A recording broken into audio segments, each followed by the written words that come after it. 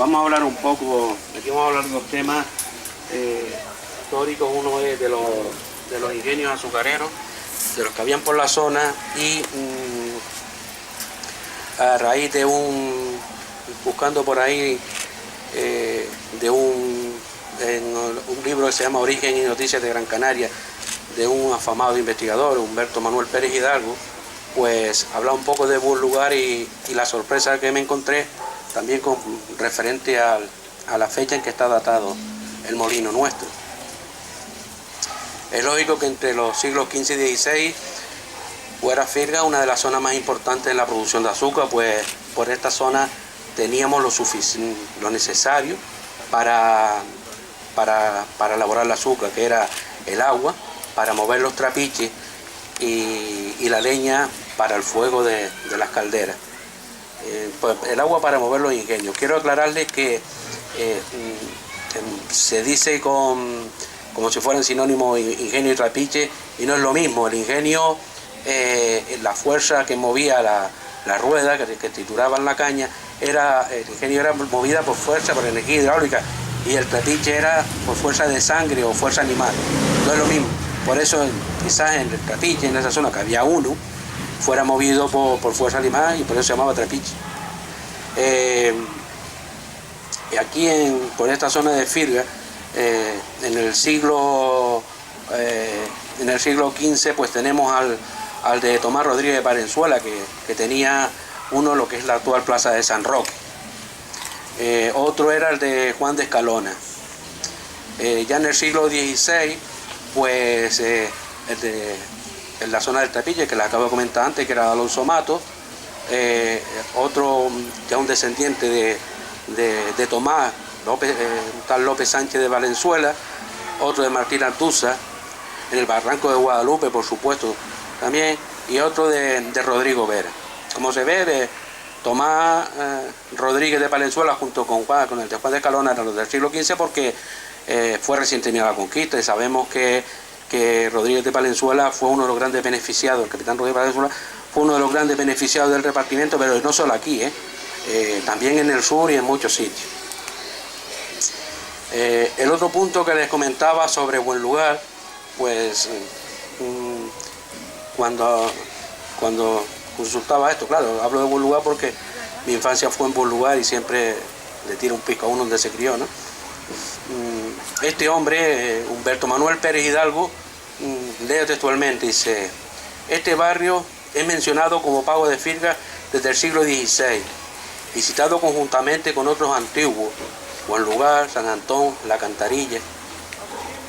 El topónimo no ofrece duda de su significado, pues además de ser estratégicamente importante por encontrarse a medio camino en el límite de la demarcación de los repartimientos de la ciudad, marcada por el antiguo barranco de Azuaje. Ya lo comentamos el año pasado, que la isla cuando el repartimiento se repartió en tres zonas: la zona de Las Palmas, la zona de Telde, el sur, y la zona de Telde para allá hacia el sur, y la zona de Galda, Gaete. Y era el barranco de Azuaje quien marcaba el límite entre la zona de Las Palmas y la zona, digamos, norte, la zona de Agaete. Por eso habla él aquí, pues, el camino en el límite de la demarcación.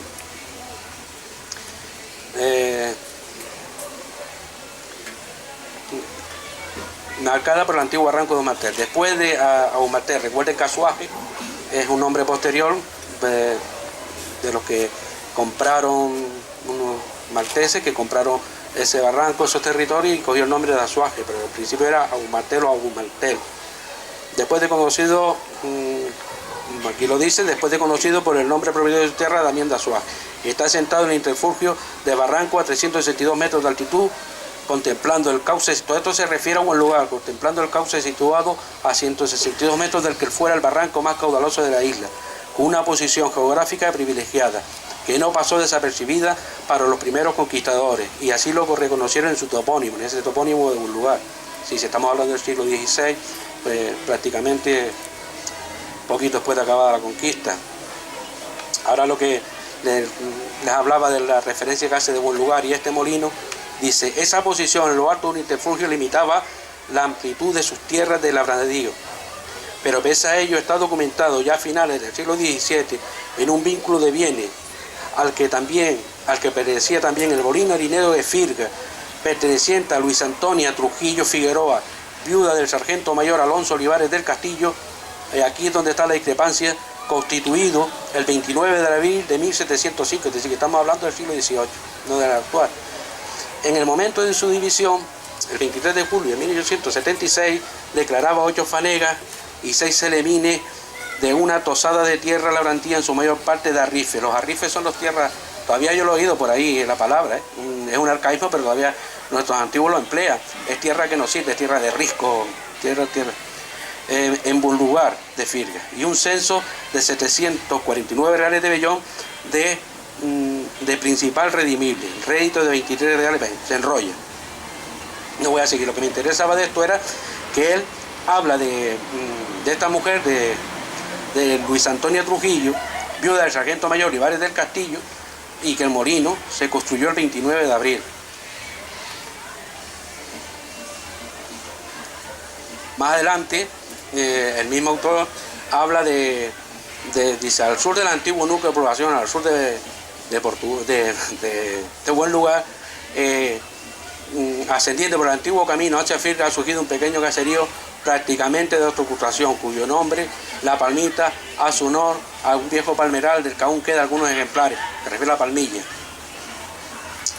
Como a mí esto de la fecha del molino no me cuadraba con esta, seguí investigando un poco a ver si realmente estaba hablando del mismo molino, ¿no? Y me busqué la parte que escribió el referente a Firga, y vuelvo otra vez a hablarme de esta Luisa Trujillo, y dice así: el vínculo de Luisa Trujillo Figueroa en el momento de su división por desamortización el día 23 de junio de 1876 incluía entre sus bienes el molino harinero con una máquina de agua, cubo, casa terrera, con su cocina y patio en Firga, que fue valorado en 21.050 reales de vellón. La mitad de todos los bienes vinculados correspondieron a su poseedor, Agustín del Castillo Betancourt, y la otra mitad a su sucesor, Fernando del Castillo Westerling, cuarto y quinto duque de la Vega Grande y de Guadalupe respectivamente. Es decir, que sí hablaba del mismo molino, hablaba de este. Por esto se desprende que el molino no fue, en teoría, no fue construido en 1512, sino en 1705. A mí se me antoja pensar que he intentado buscar más documentación para ver esta discrepancia de fechas, pero la verdad es que no lo he encontrado. He encontrado datos técnicos del molino, el volumen que tiene el cubo y todo, pero no he encontrado más datos. A mí se me antoja pensar que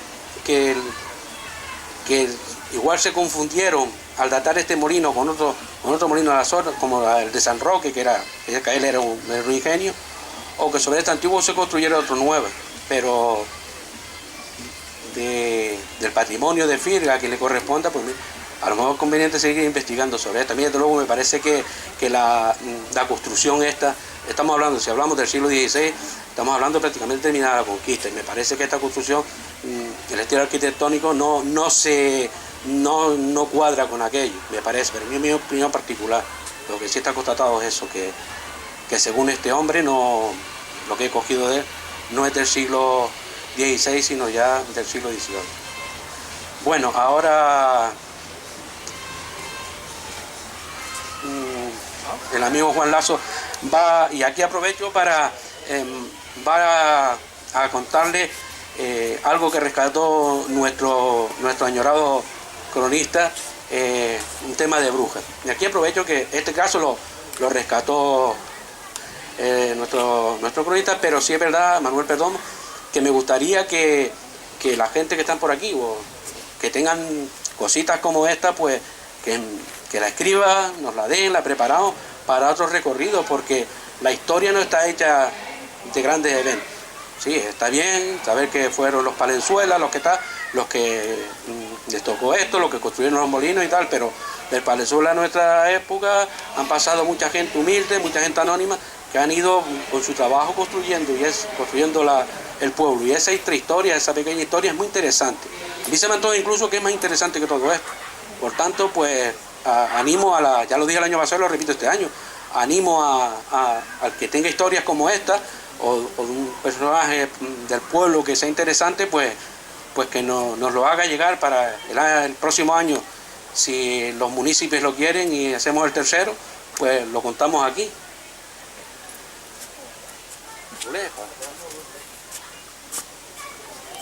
Buenas tardes.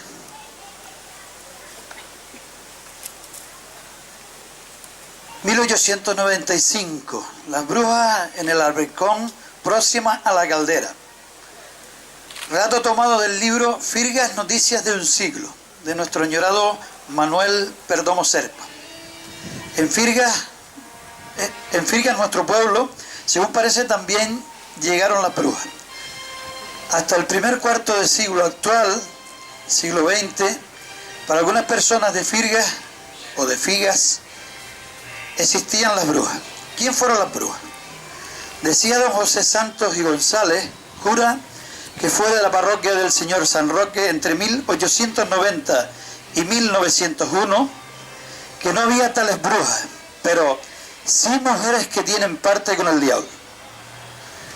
Nos contaron que se le ocurrió al mismo cura de Firgas, don José Santos y González, solía acudir todos los lunes, caminando por la Sequía Grande, a la entonces Villa de Aruca, a confesar con su compañero don Francisco Cárdenas, párroco del Señor San Juan.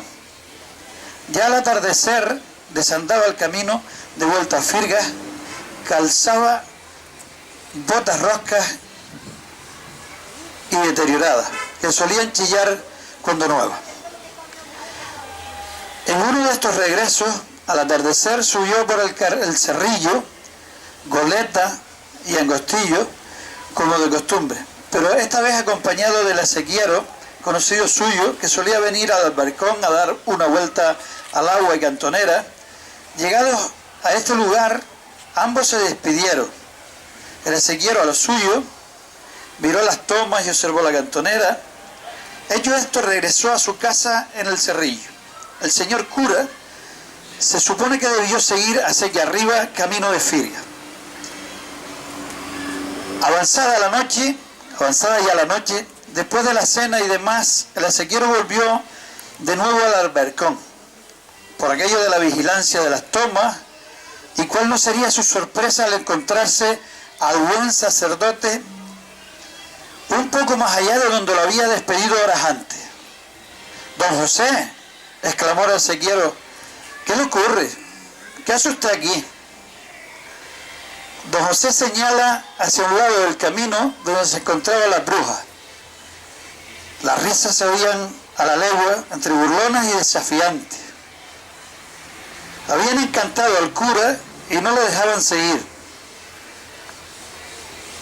El acequiero levantó su mano para colocarla sobre el hombro de su amigo y sacerdote y le acompañó hasta su casa en la parroquia de Firgas.